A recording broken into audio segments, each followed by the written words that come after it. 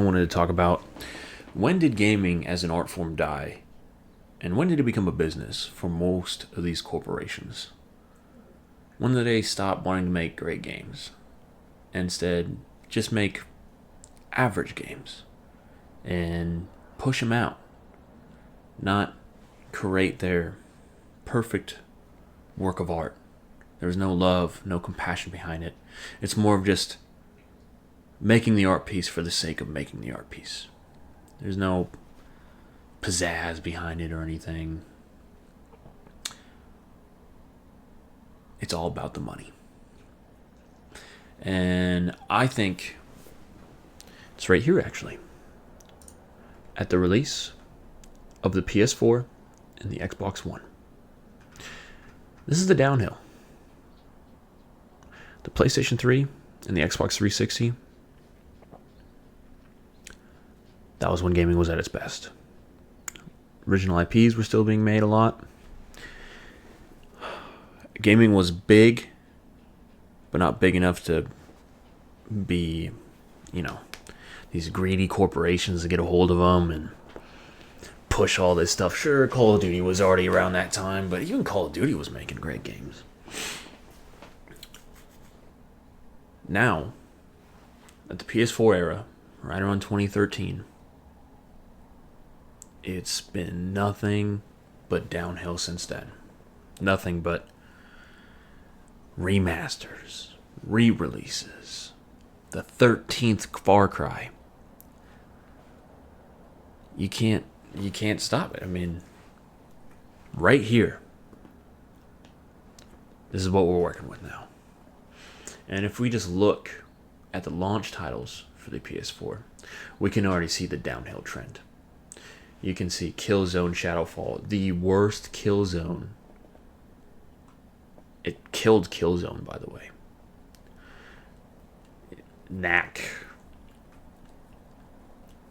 Sports games, Need for Speed. Rivals. Does anyone even remember Need for Speed Rivals? Angry Birds, Star Wars. God, it's been forever since Angry Birds has been a thing, hasn't it? Yeah. This is when video games started to go downhill. And even if we look at the Xbox One launch titles,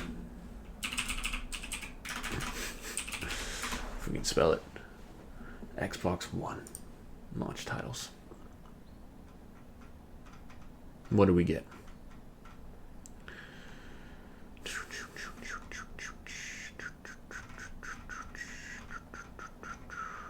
Well, what we got was a lot of ads so far. I guess it's right here. Next, we got Assassin's Creed Black Flag, Battlefield 4, Ghost, Crimson Dragon, Dead Rising 3, one of the worst Dead Risings. Not as bad as Dead Rising 4, but more sports games.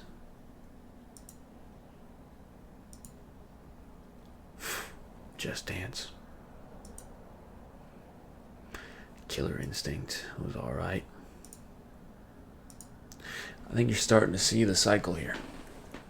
Now, to be fair,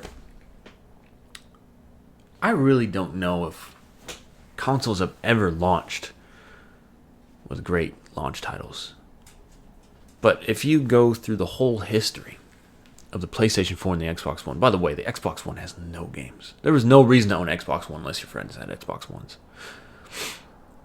Halo 5, bad. Gears of War 4, bad. Every single exclusive game for Xbox was bad. PlayStation had God of War?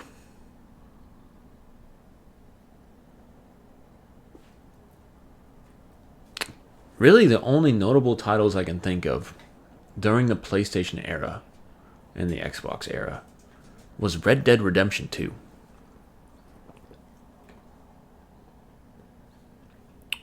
Yeah. I can't think of another good game. I mean, if we just look up best games of 2013.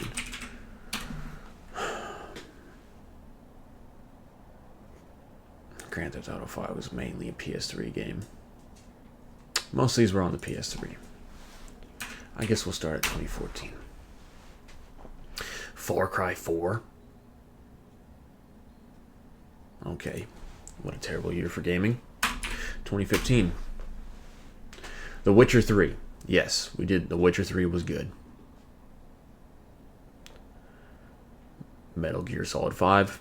If that's your cup of tea, sure. So now we have 3. We have 3 games during the PS5 and Xbox One era.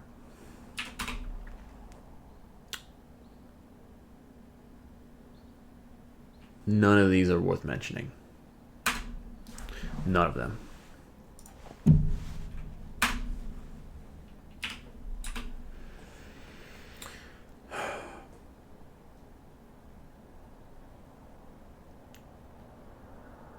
None of these are worth mentioning.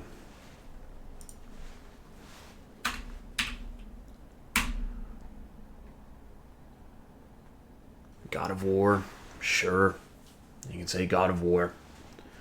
Then you got, Red Dead Redemption 2, which is definitely the most notable game that came out during this era.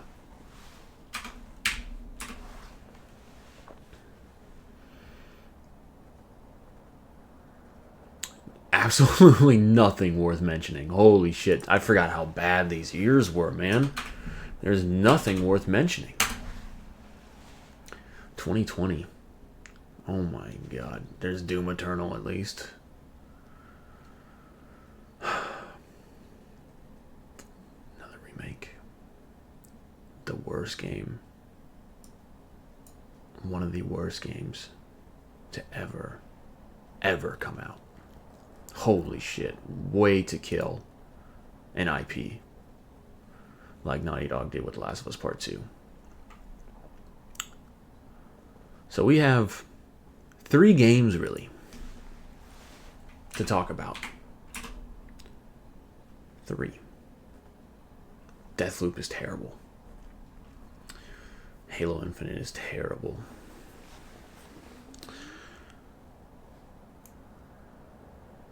And this is right when the PS5 released about. So most of these are PS5 games. So that's literally 2020. Like, is really the last substantial year for the PS4 and the Xbox One. And we have like 3 or 4 games to talk about. Crazy. What a terrible console generation. And if you look back at these last few years, I already did a video about how 2023 was an overrated year for gaming, but it was one of the better years we've had compared to literally the last decade, because we literally just went through the past decade and you saw what we were working with.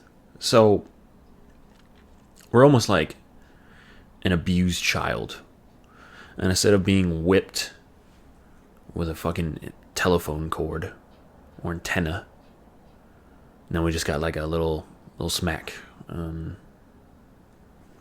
little bowl of Cheez-Its. So now we're like, oh yeah, it's a great year.